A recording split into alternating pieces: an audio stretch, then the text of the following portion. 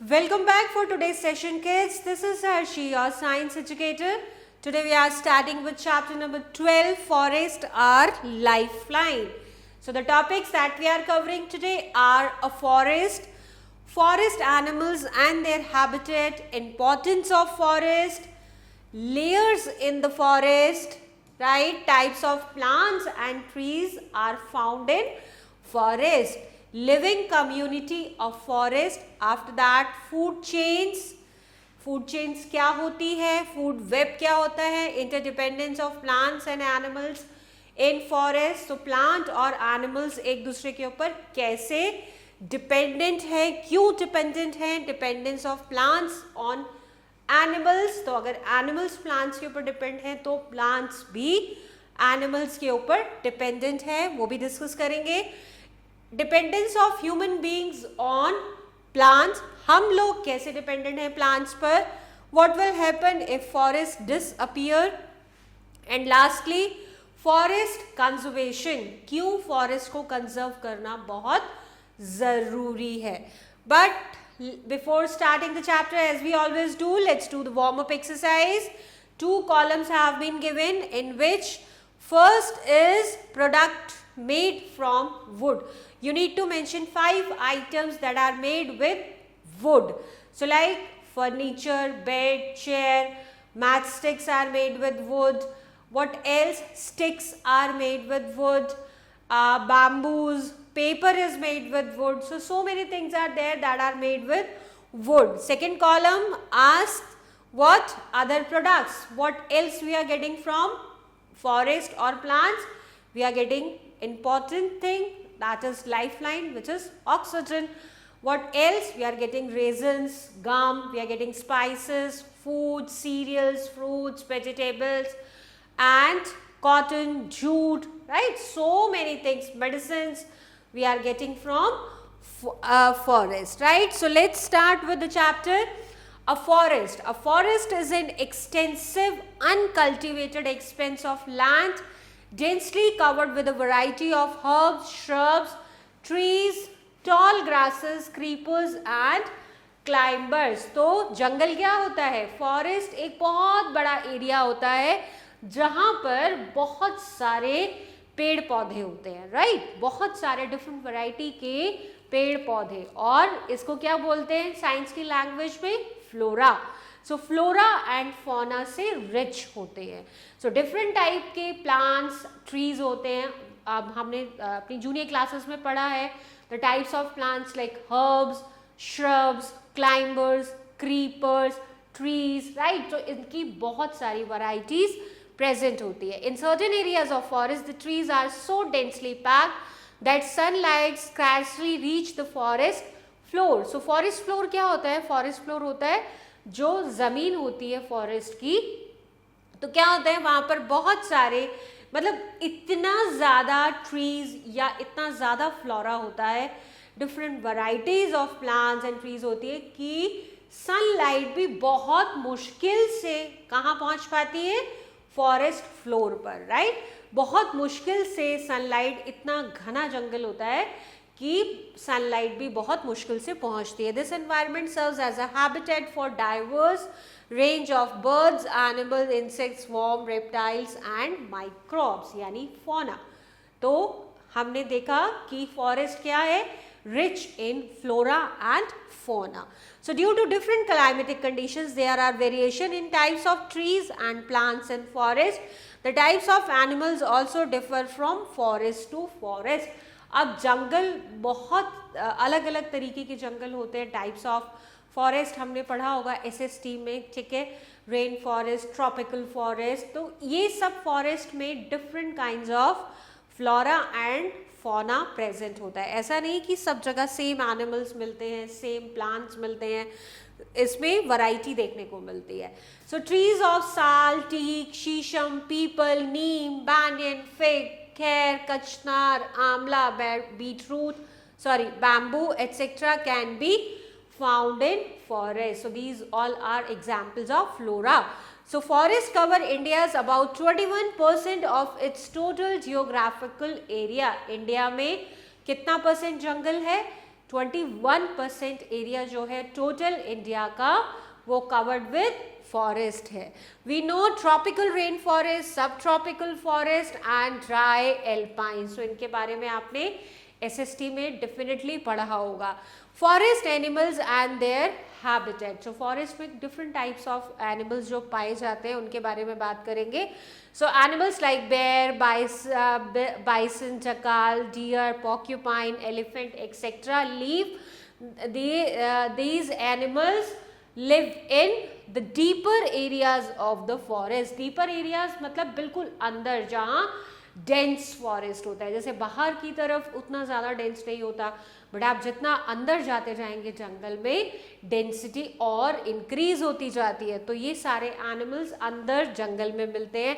Monkey, bat and birds live on tree.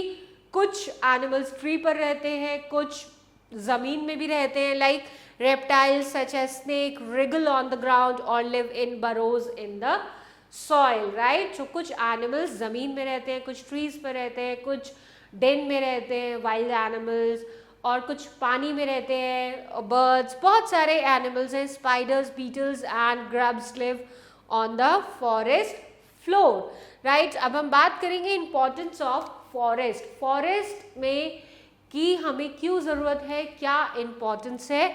सबसे पहले purify the air and control air pollution. क्या होता है, पोल्यूशन को एब्जॉर्ब करते हैं प्लांट्स, राइट. तो और एयर को प्योरीफाई करते हैं क्योंकि ऑक्सीजन देते हैं और कार्बन डाइऑक्साइड लेते हैं. So next is regulate climate and help rainfall. Rainfall बारिश के लिए भी बहुत ज़रूरी है. जिन एरियाज में लाइक डेजर्ट में प्लांट्स बहुत कम है, जहाँ प्लांट्स कम होंगे, जहाँ ट्रीज कम होंगे, वहाँ बारिश भी कम हो जाती है, राइट. क्योंकि कंटिन्यूस ट्रांसपिरेशन होता रहता है प्लांट से. ट्रांसपिरेशन होने की वजह से क्या होता है, ट्रांसपिरेशन की वजह से क्लाउड फॉर्मेशन होता है, कंडेंसेशन होगा, क्लाउड फॉर्मेशन होगा और बारिश आएगी, right. So plants and trees are helping in rainfall as well. और इस वजह से क्या होता है, जहाँ पर ग्रीनरी ज़्यादा होती है वहाँ पर टेम्परेचर भी, आपको उतनी गर्मी नहीं लगेगी. डेजर्ट्स में ट्रीज बहुत कम होते हैं, राइट. हार्डली आपको कितनी दूर दूर तक एक या दो ही ट्रीज मिलेंगे, और वो भी जैसे आपको कैक्टस मिलेगा, प्लांट्स के केस में कैक्टस मिला, या फिर बबूल, इस तरीके के आपको वहाँ पर पेड़ पौधे मिलते हैं. तो वो वैसे ही क्या करते हैं, शेड नहीं देते हैं. तो जहाँ पर प्लांट्स एंड ट्रीज नहीं होते हैं वहाँ पर टेम्परेचर हाई होता है, right. Next is help in replenishing ground water through seepage on rain water. तो क्या होता है, जिस एरिया में बहुत ज़्यादा ट्रीज और ग्रीनरी होती है, प्लांटेशन होता है, वहाँ पर क्या होता है, क्योंकि प्लांट्स क्या करते हैं, कैसे स्टैंड आउट करते हैं, प्लांट्स जो हैं वो अपनी रूट्स की हेल्प से, रूट्स का काम होता है एंकरिंग, जो सॉइल को होल्ड कर कर रखती हैं. तो क्या होता है, उसमें थोड़ा एरिएशन भी होता है, और सॉइल में क्या होता है, जहाँ जिस एरिया में प्लांट्स होते हैं वहाँ पर वाटर सीपेज बढ़ जाती है. वाटर सीपेज का मतलब पानी ज़मीन के अंदर जाता है. तो जब पानी अंदर ज़मीन के जाएगा तो ग्राउंड वाटर पे भी इफेक्ट आएगा. So help in replenishing ground water. तो वाटर का लेवल बढ़ता है, ज़मीन के अंदर जो पानी है उसका लेवल भी बढ़ता है क्योंकि सीपेज अच्छी होती है, राइट. क्योंकि सॉइल होती है, प्लांट्स क्या करते हैं, ट्रीज सॉइल को होल्ड करके रखते हैं.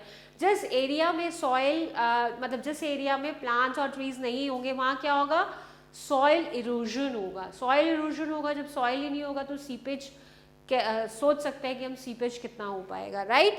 सो through seepage of rain water. Next point is prevent soil erosion and maintain fertility of the soil. So soil fertility भी मेंटेन रहती है प्लांट्स की वजह से.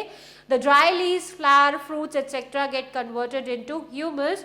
The nutrients present in them are washed down by the rain water into the soil to make it fertile. तो क्या होगा, जिस एरिया में बहुत ज़्यादा ट्रीज और जहाँ पर प्लांटेशन ज़्यादा होगा उन एरियाज में क्या है, जब प्लांट से गिरती है लीव्स, सूख कर लीव्स गिरती हैं या फ्रूट्स गिरते हैं या प्लांट्स के डिफरेंट पार्ट गिरते हैं, तो जब बारिश होती है तो क्या होता है, वहाँ पर डीकम्पोजर्स भी होते हैं, माइक्रोब्स होते हैं. तो धीरे धीरे करके ये सब डीकम्पोजिशन होता है. डीकम्पोजिशन होने के बाद क्या होता है, सारे न्यूट्रिएंट्स किस में मिक्स हो जाते हैं, सॉइल में मिक्स हो जाते हैं, और सॉइल में मिक्स होने के बाद क्या होता है, जब रेन होती है तो वो सीप कर जाते हैं सॉइल के अंदर, तो क्या बढ़ता है, सॉइल की फर्टिलिटी भी इन्हांस होती है। Next is control flood and prevent floods. Floods को रोकने में बहुत हेल्प करते हैं। जिस एरिया में प्लांटेशन ज़्यादा होगा, अगर फ्लड है, पानी आ रहा है, बाढ़ आ रही है, तो वाटर का फ्लो क्या होगा, पेड़ पौधों की वजह से या ट्रीज की वजह से थोड़ा क्या होगा, फ्लो ऑफ वाटर रिड्यूस हो जाएगा, राइट, तो उतना ज़्यादा डैमेज नहीं होगा। Provide habitat to a wide variety of plants, animals and insects, ये है बहुत सारे एनिमल्स का घर है forest. Provide many useful materials like wood, rubber, gum, resin, non-edibles oils or biddy leaf और कत्था, honey bee wax, bamboo etcetera. तो ये सब प्रोडक्ट्स हमें कहाँ से मिलते हैं, ये सब प्रोडक्ट्स हमें प्लांट्स से मिलते हैं। Provide many medicinal plants, fruits and berries, different types of fruits, vegetables, ये सब बेरीज ये हमें कहाँ से मिलती हैं, प्लांट्स देते हैं ऑफ कोर्स, बिकॉज प्लांट्स क्या हैं, प्रोड्यूसर्स हैं। सो प्रोड्यूसर्स यानी autotrophs. Reduce noise pollution because tree act as a sound absorber, so noise pollution को भी रिड्यूस करते हैं, एयर पोल्यूशन को रिड्यूस करते हैं, नॉइस पोल्यूशन को रिड्यूस करते हैं, सॉइल इरोजन को रिड्यूस करते हैं। Some forest have been developed into recreational parks. These parks provide relaxing campaign sites. So बहुत सारे एरियाज को क्या किया गया है, रिक्रिएट कर दिया गया है, यानी कि पार्क्स बना दिए गए हैं, गवर्नमेंट ने इनको पार्क्स बना दिया गया है, और यहाँ पर लोग घूमने जाते हैं, रिलैक्स करने जाते हैं, yoga, pranayama, walk, lot many thing people are doing. तो ये सब हमें क्यों हम जाते हैं ऐसी जगह पर, to get the fresh air, oxygen, हमें ऑक्सीजन मिलती है, बहुत रिलैक्स लगता है वहां पहुंचकर, right. So the forest ground act as good absorber of the rain water.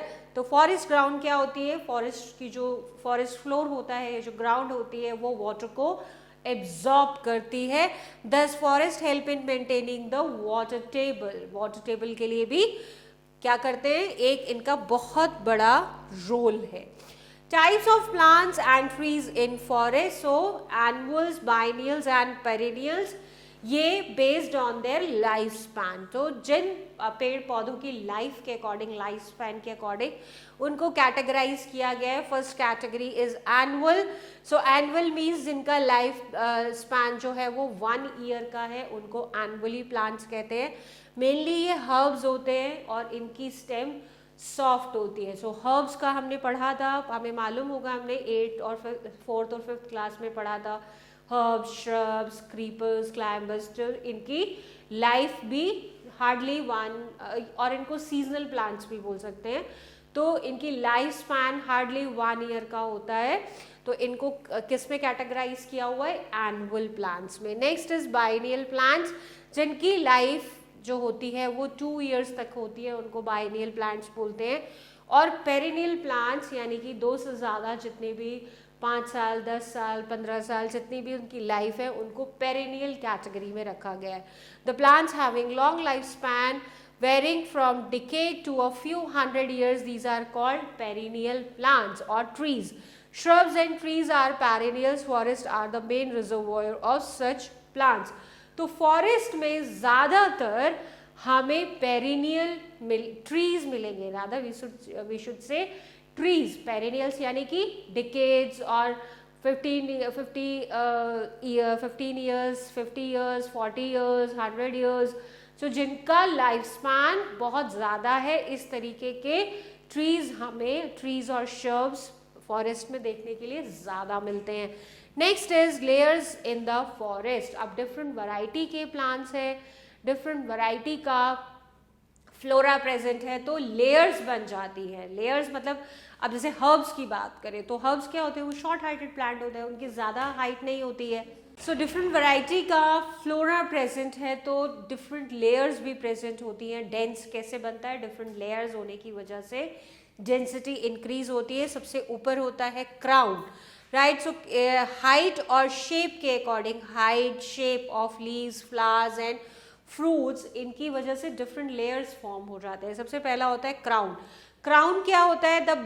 The branchy part of a tree above the stem, this is called crown, right. So stem के ऊपर जहां से ब्रांच निकलना start होते हैं, वहां से जितनी भी हाइट हो प्लांट की सबसे ऊपर तक क्या होता है? वो क्राउन कहलाता है, ब्रांची पार्ट. तो crowns are of different type, size and make several horizontal layer in forest. अब देखो इसमें डिफरेंट टाइप ऑफ क्राउन है, इसकी डिफरेंट टाइप ऑफ, इसकी शेप अलग है, साइज अलग है. नेक्स्ट है ये इस तरीके के प्लांट्स के different size and different shapes होते हैं ट्रीज के. इसका ब्रांची पार्ट यहीं से स्टार्ट हो गया, ये यहाँ से स्टार्ट हुआ, ये बहुत वाइडर है और कंपैरेटिवली ये थोड़ा नैरो है. ये लॉन्ग हाइटेड और नैरो होते हैं. तो क्या होता है? ब्रांची पार्ट होता है, क्राउन होता है कि जहां से ब्रांच निकलना स्टार्ट हो जाते हैं, वहां से ऊपर तक का पार्ट जितना होता है उसको क्राउन बोला जाता है. सो क्राउन्स की क्या होती है? Different shapes and different sizes होते हैं और इस वजह से डिफरेंट लेयर्स फॉर्म हो जाती है, राइट. और सारे जो पेड़ पौधे होते हैं ना वो बहुत पास पास होते हैं. पास होने की वजह से क्या होता है कि इतनी भी जगह नहीं होती कि सनलाइट भी आ पाए नीचे तक, राइट. जो डेंस फॉरेस्ट होते हैं. अब ये है डिफरेंट लेयर्स. सबसे पहले सबसे नीचे होता है undergrowth plants. Next is under story. Undergrowth के ऊपर जो थोड़ा थोड़ा ऊपर की तरफ निकलते हैं पेड़ पौधे, उनको बोलते हैं अंडर स्टोरी प्लांट्स. उसके बाद नेक्स्ट लेयर आती है कैनोपी की लेयर. कैनोपी लेयर जो क्राउन मतलब ब्रांची पार्ट जितना होता है स्टेम के ऊपर जहाँ से ब्रांच निकल रही है वो सब क्राउन है. तो नेक्स्ट लेयर जो बन जाती है वो बनती है कैनोपी की. और उससे भी जो बहुत लंबे लंबे ट्रीज होते हैं जो बहुत लंबे हो जाते हैं हाइट में, उनको एनलार्ज इमर्जेंट लेयर बोलते हैं, राइट.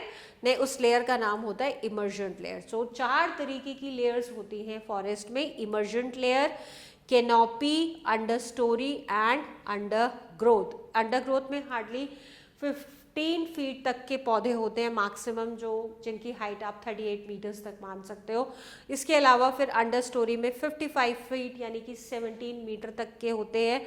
और उसके बाद कैनोपीज में 95 फीट तक के पौधे होते हैं और फिर 125 फीट यानी कि 38 मीटर्स इनकी हाइट तक के क्या होते हैं? 4 लेयर्स होती हैं फॉरेस्ट में. कैनोपी की बात करते हैं. Canopy upper most layer of the crown of tall trees is known as canopy. When observed from above, canopy resembles as a green colored roof or umbrella. अगर हम ऊपर की तरफ से यानी ड्रोन से अगर हम पिक्चर लें या फिर हेलीकॉप्टर से या प्लेन से अगर हम देखते हैं तो ये बिल्कुल एक ऐसा लगता है जैसे ग्रीन कलर का एक अम्ब्रेला हो, right. So this top layer of forest canopy plays a role in slowing down falling rain drops as rain water passes through branches, leaves and tree stems. अब क्या होता है जब बारिश होती है, एक तो बारिश होती है तो जब बूंदें नीचे आती हैं तो बहुत प्रेशर से अगर प्लांट्स हैं तो उनको क्या कर सकती है, प्लांट्स को और सॉइल को डैमेज भी करती है. क्योंकि जब प्रेशर से बारिश की बूंदें गिरती हैं तो क्या होता है, सॉइल इरोजन भी हो सकता है और प्लांट्स भी डैमेज होते हैं. तो अब ये इतने डेंस होते हैं यहाँ पर फॉरेस्ट में जो ट्रीज और प्लांट्स, क्योंकि डिफरेंट लेयर्स होती है, तो जो वाटर होता है यानी रेन ड्रॉप्स होती है वो डायरेक्ट फॉल नहीं करती है. कहाँ पर? सॉइल पर, फ्लोर पर. तो क्या होता है, वो कभी ब्रांचेस से टकराती है, पहले ऊपर वाली ब्रांचेस से, फिर नीचे आएगी नीचे आएगी नीचे आएगी, तो स्पीड बहुत स्लो डाउन हो जाती है उसकी आने की. So it reaches the forest ground directly contributing to washing away the upper layer of the soil. अगर डायरेक्ट बारिश गिरती है किसी ज़मीन पर तो क्या होता है, सॉइल इरोजन होता है. क्यों? क्योंकि क्या होता है जब प्रेशर से रेन ड्रॉप्स नीचे गिरेंगी तो सॉइल इरोजन होगा. अपर मोस्ट लेयर जो होती है सॉइल की वो डैमेज हो सकती है, वो वॉश हो सकती है, पानी के साथ बह सकती है, राइट. तो अगर इस तरीके की डेंस लेयर्स होती है तो डेंस लेयर की वजह से क्या होता है, स्पीड जो होती है वो कम हो जाती है. तो डिफरेंट ब्रांचेस, डिफरेंट लेयर होने की वजह से स्पीड ऑफ रेन ड्रॉप्स जो स्पीड से नीचे गिरती है वो रिड्यूस हो जाती है और सॉइल इरोजन नहीं होता है. Tree produces an ample quantity of seeds that fall to the ground. अब ट्रीज हैं, प्लांट्स हैं, सीड प्रोडक्शन तो होगा. सीड प्रोडक्शन होगा तो the forest floor offers favorable conditions for the seeds to germinate and develop into seedlings and saplings. तो क्या होता है, सीड्स जर्मिनेशन बहुत ईजी हो जाता है क्योंकि सॉइल जो होती है फॉरेस्ट में वो फर्टाइल होती है, क्योंकि लीव्स और फ्रूट्स वेजिटेबल्स जो भी होती हैं वो क्या होती है, नीचे गिरती रहती है और डिकम्पोज होती रहती है और सॉइल की फर्टिलिटी इन्हांस होती रहती है। तो सीड्स को बहुत फेवरेबल कंडीशंस मिलती हैं और वो बहुत इजीली जर्मिनेट हो जाते हैं और फिर कन्वर्ट हो जाते हैं किस में, सीडलिंग्स। जब सीड से रूट एंड शूट निकलना स्टार्ट होता है, दिस इज कॉल्ड सीडलिंग, और उसके बाद होता है सेपलिंग, थोड़ा सा बड़ा हो जाता है, then we call it sapling. Some of these subsequently mature into fully grown trees. Over time, these trees become integral component of the forest ecosystem. तो क्या होगा, धीरे धीरे ये सब ट्रीज जो होंगे, जो सीड्स जो किसमें, सीडलिंग्स में कन्वर्ट हुए और फिर सेपलिंग्स में कन्वर्ट हुए हैं, धीरे धीरे वो ग्रो होते जाएंगे तो क्या होता है, वो इकोसिस्टम का पार्ट बनते जाते हैं। अंडरग्रोथ और अंडरस्टोरी, नेक्स्ट लेयर है अंडरग्रोथ और understory. So shorter trees from different layers under the canopy, these are called understory. So these are formed, this layer is formed with the shrubs and tall grasses. The lowest layer is formed of herbs. सबसे नीचे वाली जो होती है उसमें herbs होती है, क्योंकि herbs ज़्यादा हाइट नहीं होती है उन प्लांट्स में। तो ये देखो फॉरेस्ट कैनोपी की पिक्चर है, ऐसा लग रहा है जैसे अम्ब्रेला हो ग्रीन कलर का। ये फॉरेस्ट अंडरस्टोरी की है, जो थोड़े नीचे शॉर्ट हाइटेड प्लांट्स होते हैं, तो ये लेयर है। जो देखो अगर यहाँ पर तो आपको सॉइल या फॉरेस्ट फ्लोर विजिबल नहीं होगा इजीली, क्योंकि नीचे बहुत सारी घास भी उगी रहती है, ठीक है। फॉरेस्ट फ्लोर क्या होता है? So the surface of forest ground is known as the forest floor. The top layer of the soil is consistently covered with dead and decomposing organic matter such as leaves, fruits, seeds, twigs, small herbs, fungi, etc. This accumulation imparts a dark color and spongy texture to the forest floor, right? So indicating richness in nutrients. तो forest floor क्या होता है? जो forest के नीचे जो soil होती है, जो ज़मीन होती है, उसको फॉरेस्ट फ्लोर कहते हैं। और यहाँ पर कंटिन्यूसली क्या होता है, लीव्स गिरते रहते हैं, फ्रूट्स गिरते रहते हैं, वेजिटेबल्स गिरते रहते हैं, फ्लावर्स गिरते रहते हैं, और भी बहुत सारे प्लांट्स के पार्ट गिरते रहते हैं। तो वो क्या होता है, धीरे धीरे धीरे धीरे डिकम्पोज होते रहते हैं। तो डिकम्पोज होते रहते हैं तो क्या होता है, जो सॉइल का कलर हो जाता है वो डार्क कलर का हो जाता है और स्पॉन्जी टेक्सचर हो जाता है, ठीक है। स्पॉन्जी टेक्सचर होने की वजह से और डार्क कलर होने की वजह से, क्योंकि मैन्योर बनता रहता है ना, तो उसमें क्या होगा, उसमें एनिमल वेस्ट भी होता है और बर्ड्स वेस्ट भी होता है, सारे लिविंग ऑर्गेनिज्म का वेस्ट, वो सब मिक्स होके मैन्योर फॉर्म होता रहता है, डीकॉम्पोजिशन चलता रहता है और सॉइल क्या होती रहती है, फर्टाइल होती रहती है। लिविंग कम्युनिटी ऑफ फॉरेस्ट, तो क्या क्या कम्युनिटी होती है फॉरेस्ट में, कौन कौन होता है? प्रोड्यूसर्स होते हैं, कंज्यूमर्स और सेप्रोट्रॉप्स होते हैं और डीकॉम्पोजर्स होते हैं। तो फॉरेस्ट कम्युनिटी में 3 ग्रुप्स होते हैं, producers, consumers and decomposers. So children, producers कौन होते हैं? Producers make their own food from the carbon dioxide and water in the presence of sunlight and chlorophyll by the process of photosynthesis. Green plants, algae are the producers. तो producers यानी autotrophs और green plants क्या होते हैं? Green plants, algae ये सब autotrophs होते हैं, यानी producers हैं।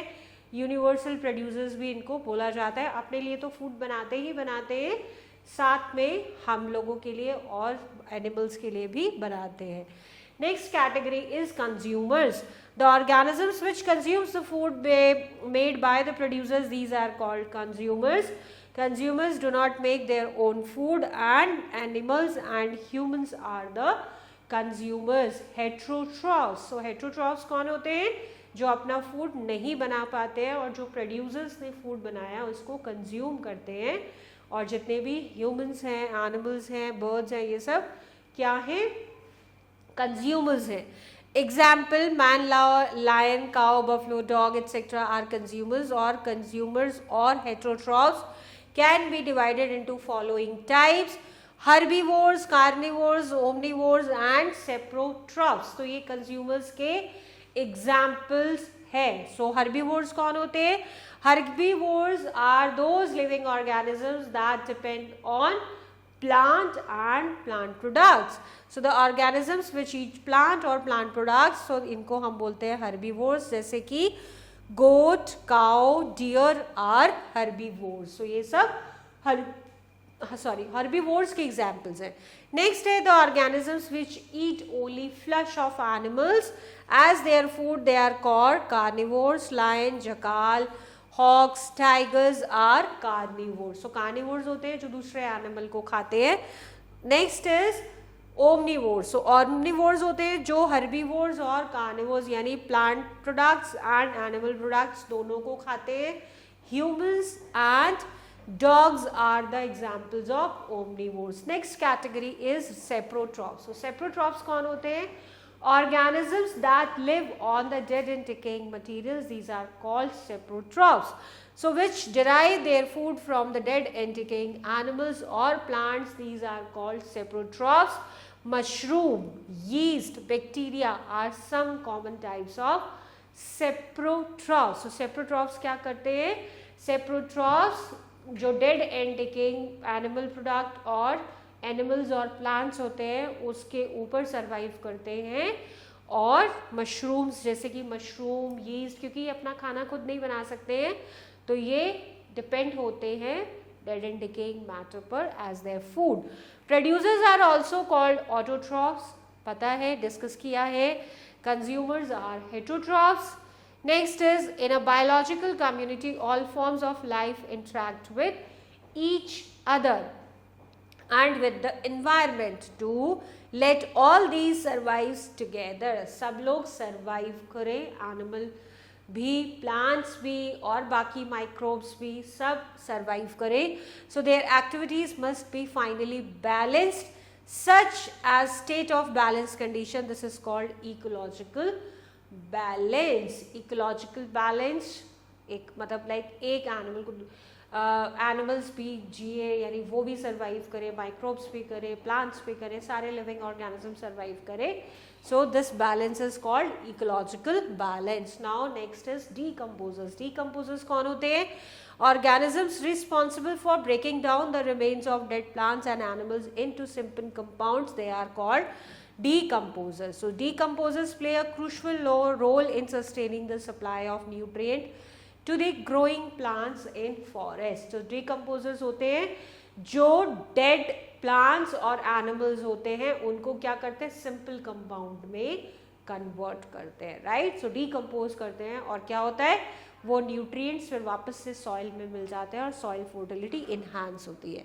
सो within the decaying leaves of the forest floor we can find small mushrooms, insects, ants, beetles and numerous microorganisms known as decomposers. So these organisms and decomposers feed on the dead plant and animals tissues. और जब उनको वो simple form में convert करते हैं तो उसको क्या बोला जाता है? ह्यूमस. सो जितनी भी डेड चीज़ें हैं, डेड एनिमल्स हैं, डेड प्लांट्स हैं, उनको क्या करते हैं? सिंपलर सब्सटेंसेस में ब्रेक डाउन करते जाते हैं और फाइनली क्या बन जाता है? ह्यूमस फॉर्म होता है. और ह्यूमस क्या करता है? सॉइल फर्टिलिटी को इन्हांस करता है. Humus facilitate the release of nutrients from the decayed and decaying organic matter into soil, right? तो ह्यूमस क्या करेगा? न्यूट्रिएंट्स को रिलीज करेगा और सॉइल फर्टिलिटी को इनहांस करेगा. So what is food chain? The sequence of living organisms in which one organism eat another. This is called food chain. एक animal को दूसरा एनिमल खा रहा है, फिर उस एनिमल को कोई और खा रहा है, फिर उसको कोई और खा रहा है, तो एक चेन बनती जाती है जिसको हम फूड चेन बोलते हैं. For example grass is eaten by grasshopper. So grass क्या है? ऑटोट्रॉफ्स यानी प्लांट्स हैं और प्लांट्स क्या होते हैं? ऑटोट्रॉफ्स होते हैं, यूनिवर्सल प्रोड्यूसर्स होते हैं. तो फूड चेन में सबसे पहले क्या होता है? प्लांट्स रखे जाते हैं. फर्स्ट स्टेप पर हमेशा प्लांट्स होंगे. लाइक यहाँ पर ग्रास दी हुई है. ग्रास को कौन खाता है? Grasshopper. So grasshopper को कौन खाएगा? फ्रॉग खाएगा. फ्रॉग को स्नेक खा जाएगा. स्नेक को ईगल खा जाएगा. Right? So this is a chain, right? So for example grass is eaten by grasshopper, insect is eaten by frog is eaten by snake, and snake is eaten by eagle. So this is the food chain. In forest many food chain exist. ऐसा नहीं है कि grass केवल grass hopper ही खाता है, rabbit भी खाता है ग्रास, और भी बहुत सारे एनिमल्स हैं जो ग्रास खाते हैं या प्लांट्स खाते हैं, उसको फिर हर्बीवोर्स, यानी वो हर्बीवोर्स होते हैं, फिर उनको कार्निवोर्स खाते हैं, फिर ओमनीवोर्स भी खाते हैं. तो इस तरह से बहुत सारी चेन, फूड चेन्स एक फॉरेस्ट में होती है, और इन सारी फूड चेन को मिलाकर क्या बन जाता है? Food web. यानी फूड चेन्स का जो जाल होता है उसको फूड वेब बोलते हैं. So most food chains are interconnected and form a food web. If one food chain is disturbed it affects other food chains also. Suppose अब पेड़ पौधे खत्म हो गए, तो अब ग्रास हॉपर क्या खाएगा? खरगोश क्या खाएगा? बहुत सारे एनिमल्स जो हर्बीवोर्स हैं वो क्या खाएंगे? और जब हर्बीवोर्स नहीं होंगे तो कार्निवोर्स क्या खाएंगे? तो क्या होता है, फूड चेन में एक कंपोनेंट जो है वो बाकी फूड चेन को भी डिस्टर्ब करता है. सो दस each organism in a forest is depend on the other. If one of the organisms, say grasshopper, is removed, all other organisms in the food chain will get affected, right? So ये food web का example है. Food web में जैसे grass, मैंने बदला था कि plants और ये सब हमेशा फर्स्ट स्टेप पे रहेंगे. तो ग्रास है, ग्रास को कौन खा रहा है? इधर से डिफरेंट फूड चेन्स को कनेक्टेड दिखाया है. ग्रास है, ग्रास को ग्रास होपर भी खा रहा है, ठीक है. अब ग्रास को माउस भी खा रहा है, अब ग्रास को रैबिट भी खा रहा है. तो 3 फूड चेन चल रही है, ठीक है. अब अगर ग्रास होपर को सिर्फ फ्रॉग ही नहीं खाता, बर्ड्स भी खाती हैं, ठीक है. फ्रॉग को आउल खाता है और बर्ड को स्नेक खाता है, ठीक है. ऐसा नहीं है कि फ्रॉग को सिर्फ स्नेक खाएगा. अब फ्रॉग को स्नेक ने भी खा लिया, फ्रॉग को आउल ने भी खा लिया, ठीक है. स्नेक को हॉक ने खा लिया. ये 2 फूड चेन्स हो गई. माउस को किसने खाया? आउल ने भी खाया, फॉक्स ने भी खाया, राइट. अब रैबिट को हॉक खा लेगा. सो बहुत सारी फूड चेन्स एग्जिस्ट करती हैं और इंटरकनेक्टेड होती हैं. So interconnected food chains are known as food web. Interdependence of plants and animals in forest. क्या फॉरेस्ट में इंटरडिपेंडेंस है? प्लांट में और एनिमल्स में. So animals and plants depend on each other through food chains and oxygen carbon dioxide balance. Animals also get shelter and protection from plants. पहला, animals carbon dioxide Excel करते हैं और plants carbon dioxide को absorb करते हैं, inhale करते हैं और क्या करते हैं? फोटोसिंथेसिस करते हैं. तो क्या होता है? बैलेंस होता है, एक बैलेंस मेंटेन रहता है ऑक्सीजन एंड कार्बन डाइऑक्साइड का. सेकेंडली, एनिमल्स को शेल्टर मिलता है, प्रोटेक्शन मिलता है फॉरेस्ट में प्लांट्स से, क्योंकि बहुत सारे एनिमल्स होते हैं जो पेड़ों के ऊपर रहते हैं. बर्ड्स हैं, डिफरेंट टाइप्स ऑफ एनिमल्स हैं, ये सब एरियन एनिमल्स हैं. ये सब क्या होते हैं? पेड़ों के ऊपर रहते हैं, पेड़ों में भी अपना घर बनाते हैं, पेड़ों के नीचे भी रहते हैं. दूसरा, typical examples are describe below. सबसे पहले है animals get their food from plant. सबसे इंपॉर्टेंट चीज़ है कि खाना मिलता है. फूड एंड शेल्टर दोनों के लिए एनिमल्स डिपेंड होते हैं किस पर? फॉरेस्ट पर. So animals do not produce their own food. Green plants generate their food through a process known as photosynthesis, और इसलिए हम प्लांट्स को ऑटोट्रॉफ्स भी कहते हैं.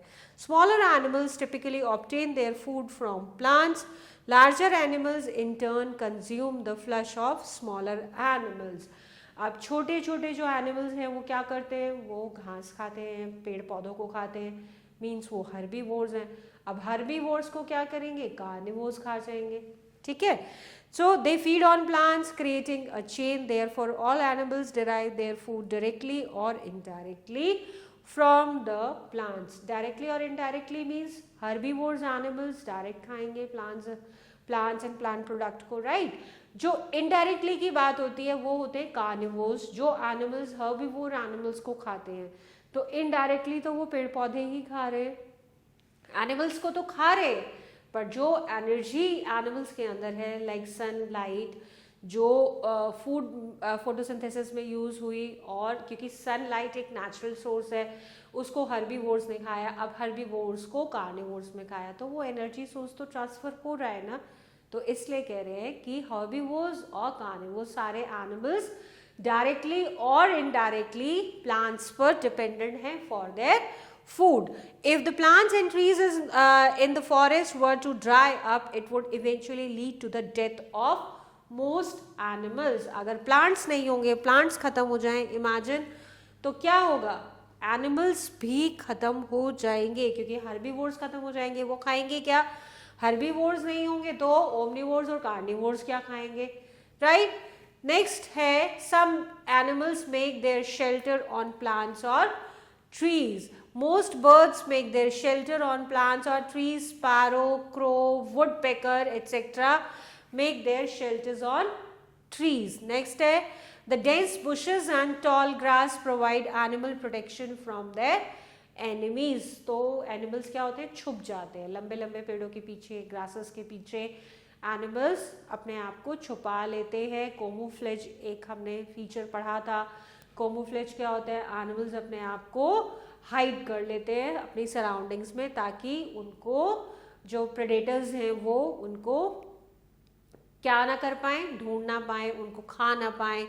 नेक्स्ट है, animals get shade and protection from rain and heat from the trees. तो क्या करते हैं? ऑल एनिमल्स स्मॉल और big get protection from heat during summers and from rain during rainy season by hiding under the trees. तो अब क्या होता है, जब जंगल में पेड़ पौधे होते हैं, जब बहुत ज़्यादा गर्मी होती है, तो एनिमल्स कहाँ होते हैं? वो उनके पेड़ों के नीचे बैठ जाते हैं. तो उनको क्या मिलता है? शेड. उनकी पेड़ों की छाया में बैठते हैं, तो उनको समर्स में उतनी गर्मी नहीं लगती. और जब बारिश होती है, then also they are sitting under the trees.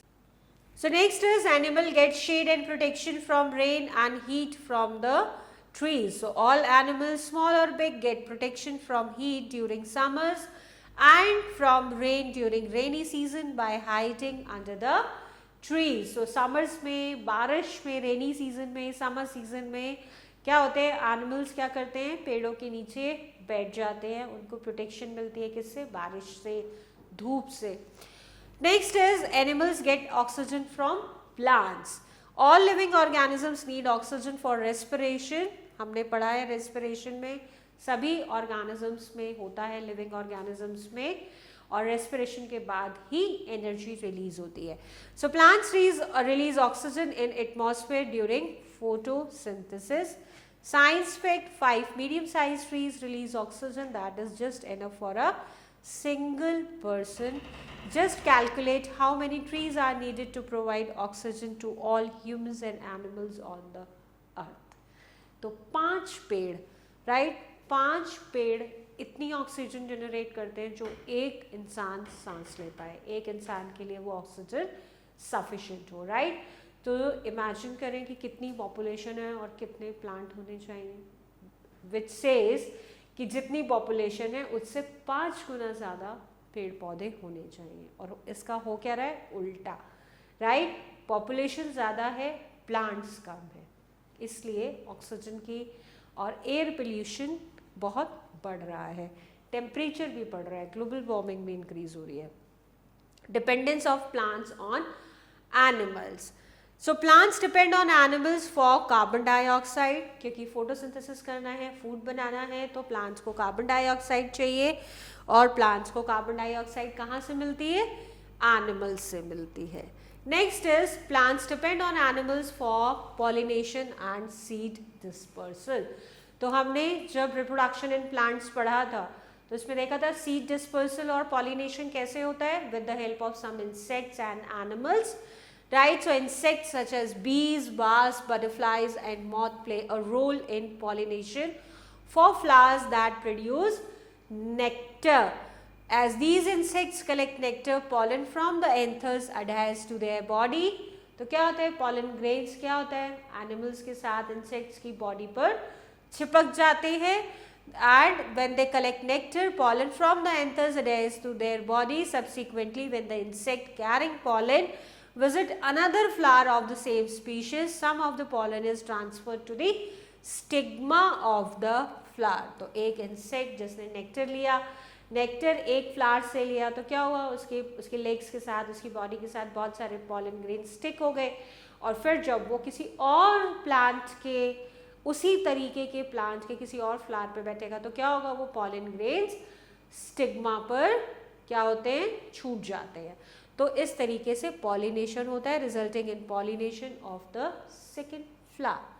The seeds of certain plants adhere to the bodies of animals and are transported to various location. अब बहुत सारे seeds होते हैं. seeds में हमने देखा था seed dispersal में किसी में wings होते हैं, किसी में कुछ hair like structure होता है, और किसी में कुछ spines होते हैं. तो वो क्या होते हैं, वो animals की body के साथ fix हो जाते हैं.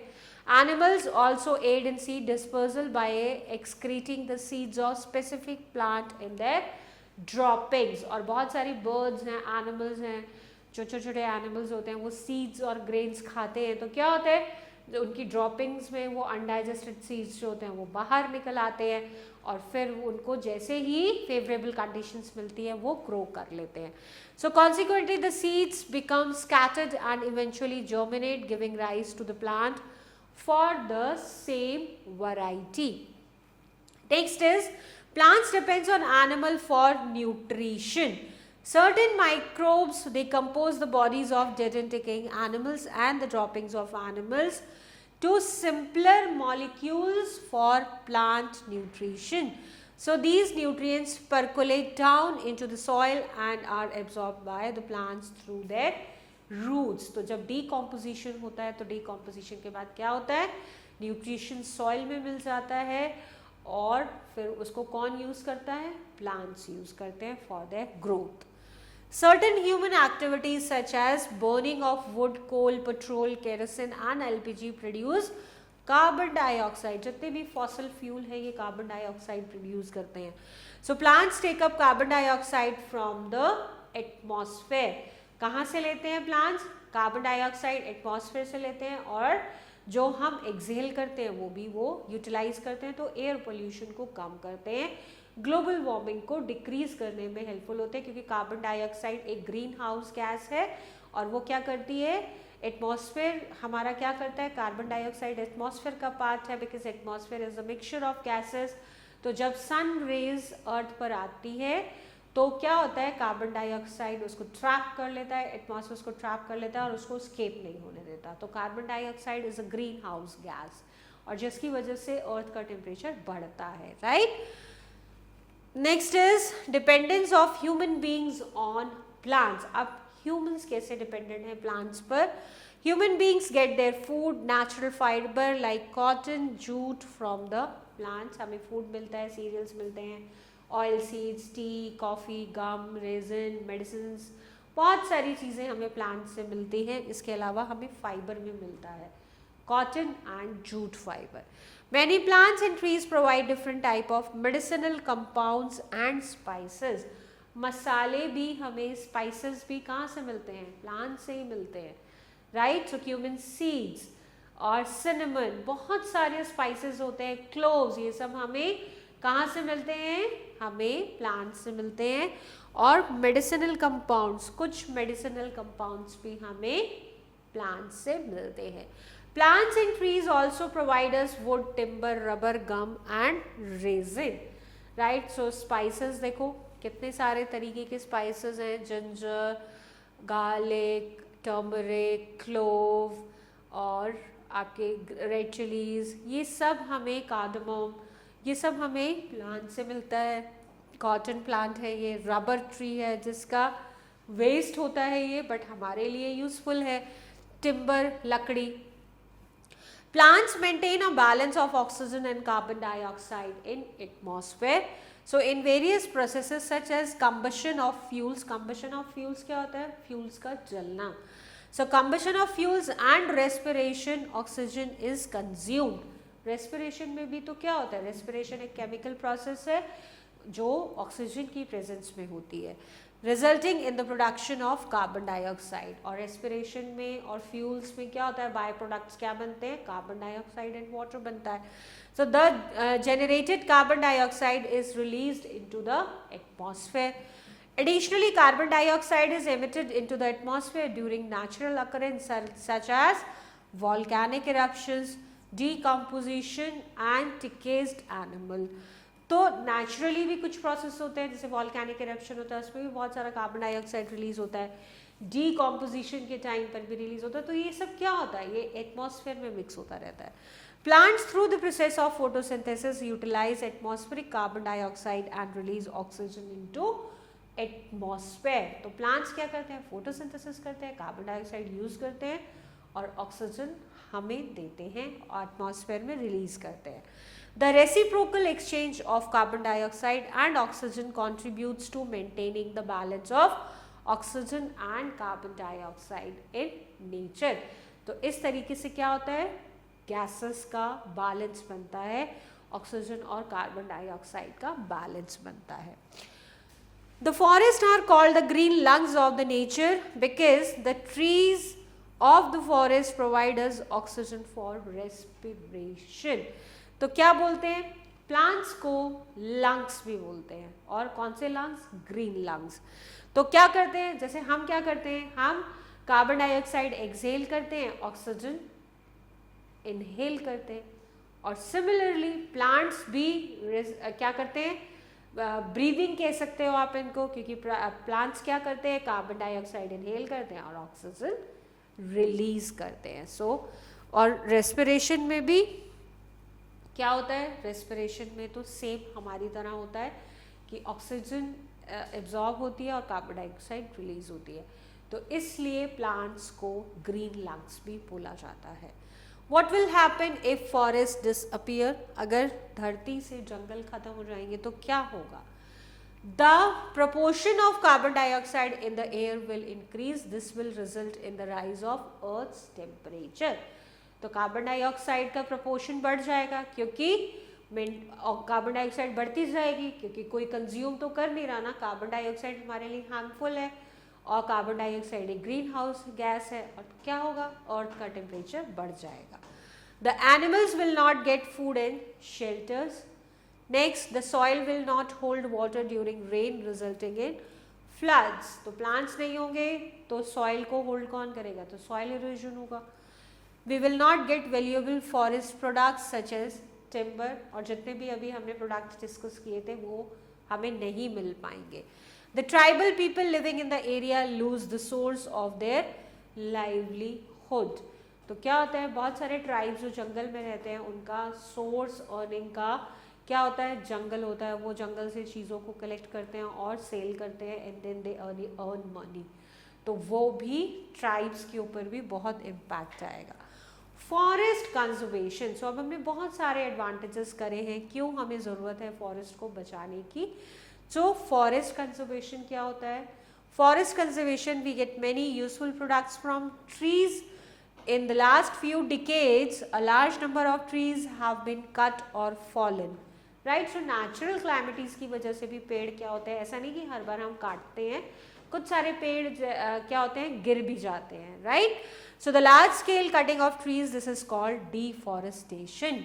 So deforestation क्या होता है, cutting down of trees और fallen trees. So causes of deforestation क्या क्या reasons हैं, क्या क्या कारण है, क्यों डिफॉरेस्टेशन होता है, due to the increasing demand of wood and timber.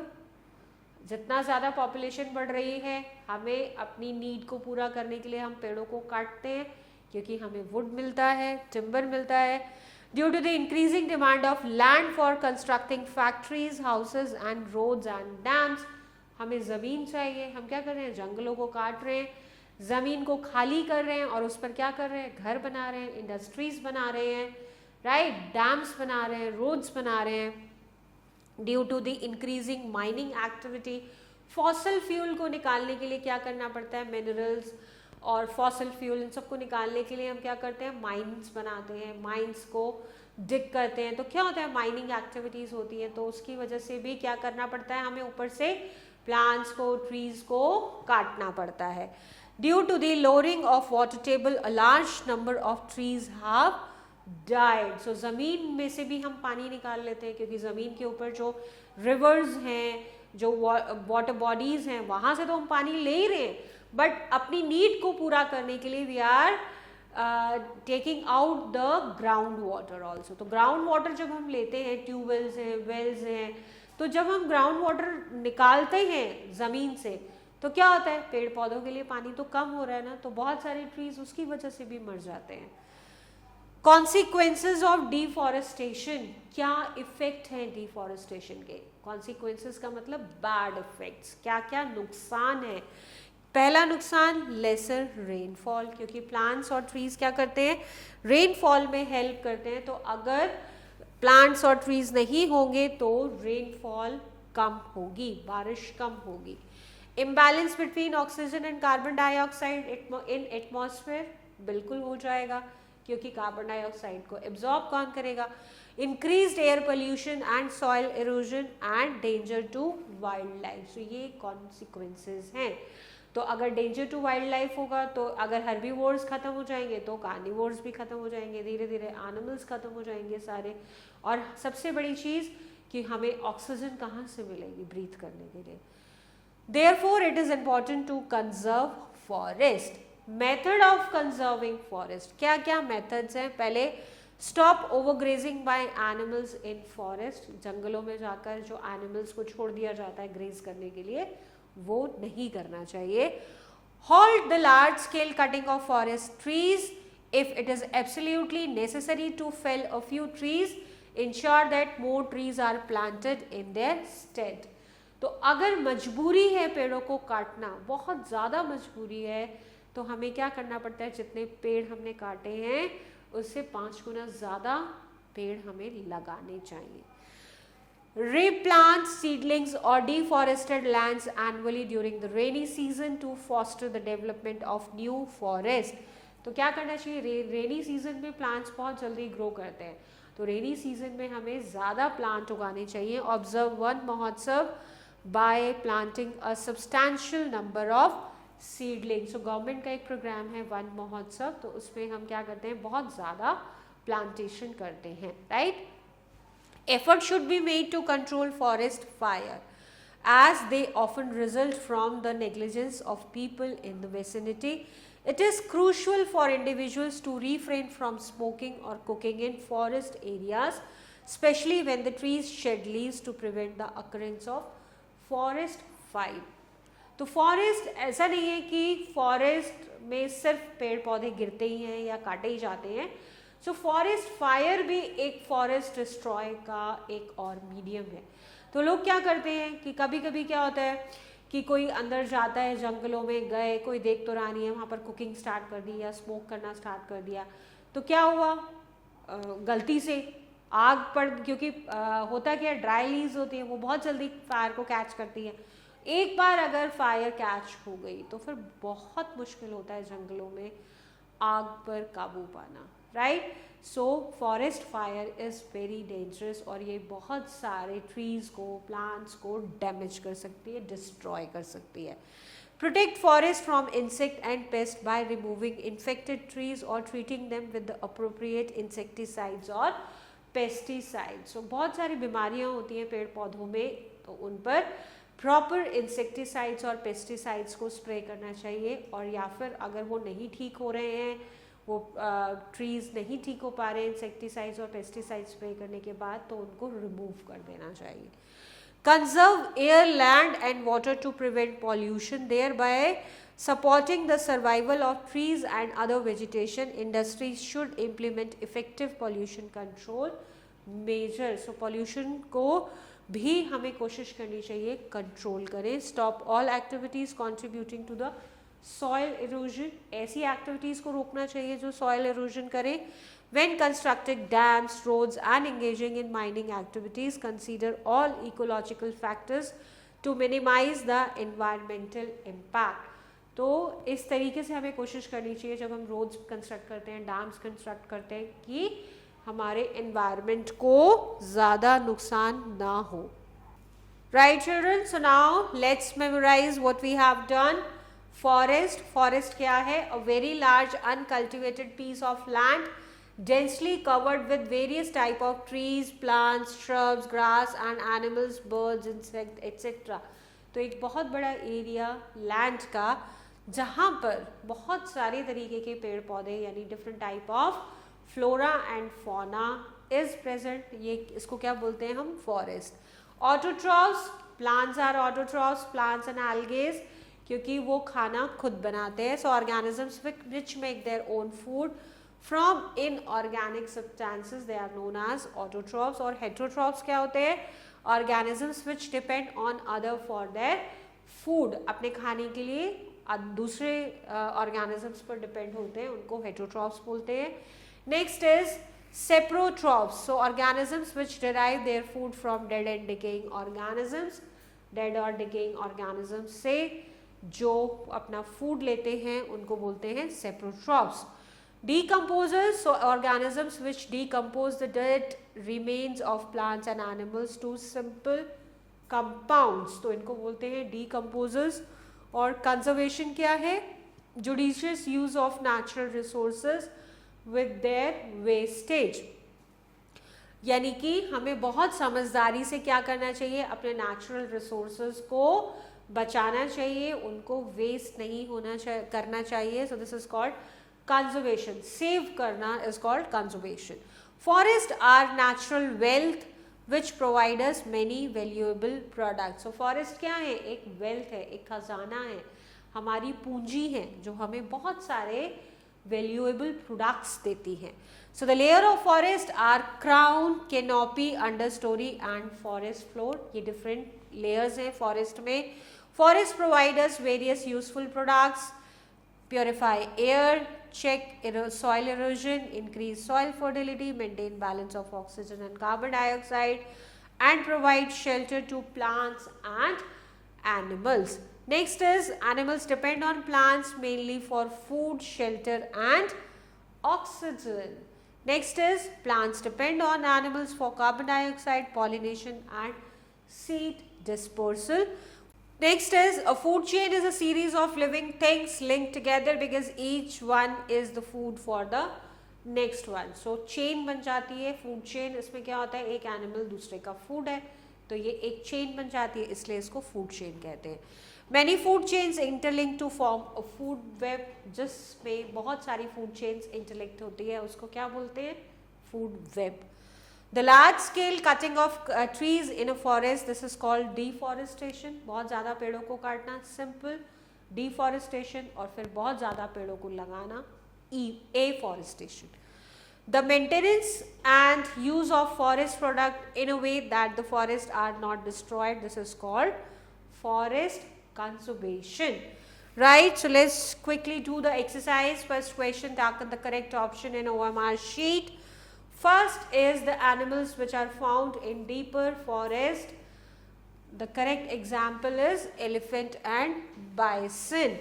So I need to dark the circle. I am darkening the C circle. Rest you all need to fill in your OMR sheet, right children? Second is the forest cover in India is about, the correct option is 21%.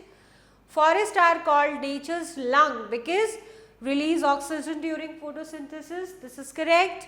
Produce food during photosynthesis. तो lungs का काम क्या होता है? Oxygen लेना, carbon dioxide लेना और oxygen देना.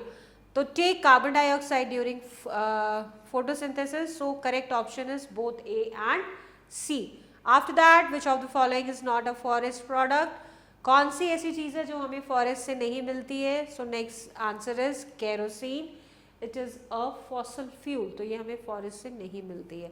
Plantation of saplings on a large scale, it is celebrated as Van Mahotsav. So next question is fill in the blanks. First is forest are renewable natural resources. Second, spider beetles live on the forest floor. Third is animal provide pollination and seed dispersal to the plants. Fourth is the topmost layer of the crown of tall trees. This is called canopy. So सबसे ऊपर वाली layer को क्या बोलते हैं? Canopy. And the fifth one is deforestation would lead to soil erosion. Deforestation के बहुत सारे नुकसान होते हैं, बट उसका एक नुकसान है सॉइल इरोजन, और भी नुकसान है, सो आप कुछ भी लिख सकते हो. नेक्स्ट इज स्टे ट्रू और false. So first is forest increases air pollution, this is false, वो तो रिड्यूस करते हैं. Next is understory lie above the forest canopy, again false, क्योंकि वो कैनोपी से नीचे की लेयर होती है जो अंडर स्टोरी होती है. Third one, the organisms which derive their food from the dead and decaying animals and plants, these are called saprotrophs. Yes, this is true. All medicinal compounds are the product of trees and plants, this is false. सारे products या medicines के सारे compounds हमें plant से नहीं मिलते हैं, but yes हमें बहुत सारे compounds जो medicines के हैं वो plant से मिलते हैं, but सारे नहीं मिलते. Large scale cutting of forest trees lead to fall in water table, this is true. Next is very short answer type questions. First question, name two animals that live in deeper areas of forest. Examples are elephant and bison. So वो animals के नाम लिखते हैं जो forest के अंदर बहुत deeper areas में रहते हैं. Question number 2, what are the plants and trees having lifespan varying from decades to few hundred years? These are called, answer is perennial, right? Next is question number 3, what is the branchy part of a tree above the stem? We call it crown. Crown बोलते हैं जो stem के ऊपर branch का part होता है, उसको crown बोला जाता है. What are the organisms which eat both plants and animals meat? These are called omnivores. Last question, name a few products we get from plants. So we get spices, oils, medicines, gum, resin or wood, many things from the plants. Question, next question, short answer type question under this category. First question is, what is the forest floor? How does it appear? Forest floor क्या होता है और ये कैसा दिखता है? Answer is, forest floor refers to the surface layer of the forest ground covered with decomposing organic matter like leaves, seeds, twigs, giving it a dark, nutrient rich and spongy texture. तो क्या होता है forest floor? Surface layer of the forest ground. So forest में जो नीचे का ground होता है उसको फॉरेस्ट फ्लोर कहते हैं. और किससे कवर्ड होता है ये? लीव्स से, organic matters like leaves, seeds, twigs. और जब ये डीकॉम्पोजिशन होता है तो इसकी वजह से इसका कलर कैसा होता है? डार्क कलर हो जाता है और स्पॉन्जी टेक्सचर हो जाता है. Right children, so moving to the next question which is define a food chain consisting of grass, frog, snake and grasshopper. Second question is define a food chain. Write a food chain consisting of grass, frog, snake and grasshopper. Answer is the sequence of living organisms in which one organism eats another. This is called food chain. एक living organisms की ऐसी chain है जिसमें एक animal को दूसरा animal खाता है. This is called food chain. और एग्जाम्पल है grass is eaten by grasshopper, grasshopper is eaten by frog and frog is eaten by snake. Next question, why are the forest called the green lungs of the nature? Answer is forest are called the green lungs of the nature because they absorb carbon dioxide and release oxygen through photosynthesis just like our lungs. We take in oxygen and expel carbon dioxide. तो अर्थ के जो lungs हैं वो plants और trees हैं. जैसे हमारे lungs हैं, हम ऑक्सीजन लेते हैं और कार्बन डाइऑक्साइड रिलीज करते हैं, एक्सपेल करते हैं.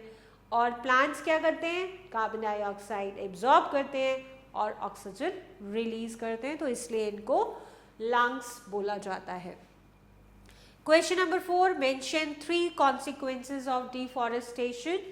पहला, lesser rainfall, increased air pollution and soil erosion, danger to wildlife and imbalance between the oxygen and carbon dioxide. ये consequences हैं. Question number 5, mention 5 major uses of forest. Use बताने हैं किसके, फॉरेस्ट के क्या यूजेस हैं. पहला, purify air and control air pollution. Second, regulate climate and help rainfall. Third, control floods and prevent floods. Fourth, help in replenishing groundwater through seepage of rainwater. And next, prevent soil erosion. So ये कुछ uses हैं forest के. Next is long answer type questions. So I would appreciate if you would be doing on your own in your notebooks. आपको ये answers खुद करने हैं. Right? So children, that's all for this chapter.